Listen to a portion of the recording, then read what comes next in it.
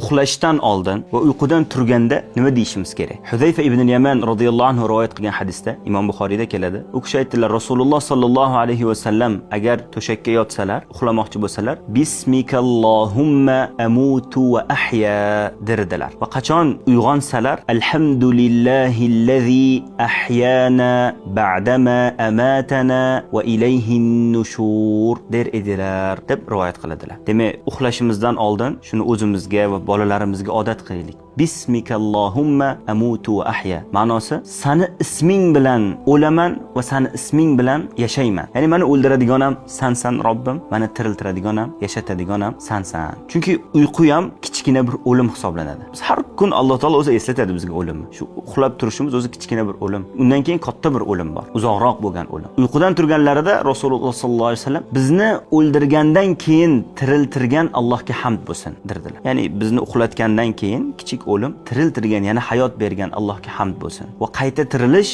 ungadir. Ma'nosi shu duoni o'rganib olaylik va farzandlarimizga ham o'rgataylik. Alloh taolo manfaatli qilsin.